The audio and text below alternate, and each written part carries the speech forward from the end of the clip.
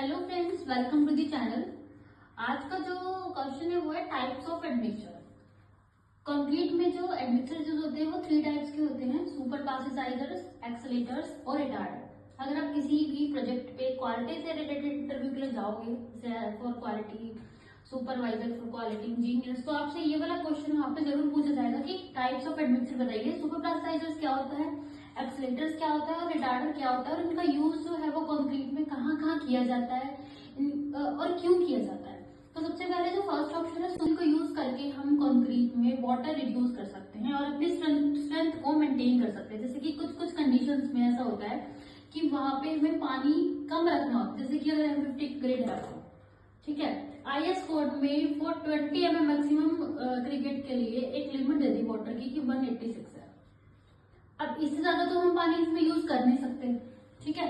अगर हमें M50 बनाना है, इसमें high water content, high cement content है।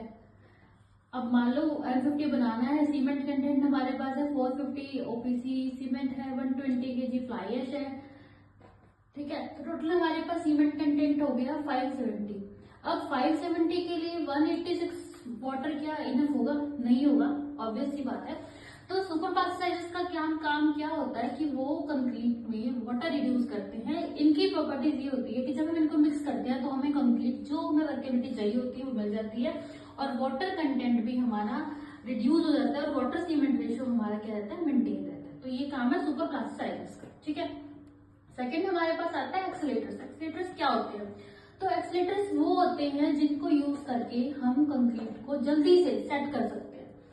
मतलब कहते हैं ना कि हम सर्दी, जैसे हमारे पास एडमिक्सर जो होते हैं ना, आप देखोगे RMC प्लांट्स पे या फिर साइट्स पे, तो जो एडमिक्सर होते हैं ना उनके रीट्रायल्स होते रहते हैं। जब सर्दियां आती हैं तो एक्सेलेटर्स यूज होते हैं, जब गर्मी आती है तो रिटार्डर यूज होते हैं। और वो क्यों होते हैं? क्योंकि जब गर्मी आती है तो हमारा वाटर सीमेंट रेशियो क्या होता है, मतलब उसमें तो हम कोई चेंजेस नहीं करते, लेकिन हम रिटार्डर को यूज करके उसमें सेटिंग टाइम जो होता है वो बढ़ा देते हैं।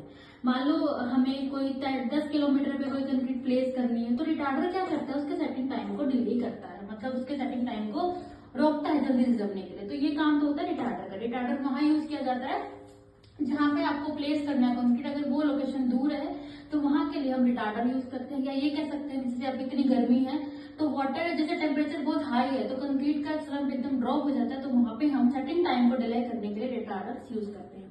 और एक्सेलेटर्स इसके उल्टे होते हैं, जो ये सेटिंग टाइम को डिले करते हैं तो वो सेटिंग टाइम को जल्दी करते हैं। तो एक्सेलेटर्स वहां यूज होते हैं जहां पे हमने कोई चीज को मतलब जल्दी से जमाना है, कोई कंक्रीट को हमें जल्दी जमाना है, तो वहां पर हम यूज करते हैं एक्सेलेटर। जैसे कोई पहाड़ों पे कंस्ट्रक्शन चल रही है, ठीक है, वहां पे कभी भी बारिश आ सकती है, कभी भी कुछ हो सकता है, तो वहां पे हमारे पास इतना टाइम नहीं है कि हम वहाँ टाइम लेके हमारी कंक्रीट सेट हो, 10 घंटे में सेट हो, या जैसे हमें शटरिंग खोलनी है जल्दी से, तो जल्दी से शटरिंग खोलने के लिए हम 14 दिन का इंतजार नहीं कर सकते, हमें 3 दिन में खोलनी है या 5 दिन में खोलनी है, तो उसके हिसाब से एक्सेलेटर डिसाइड होते हैं।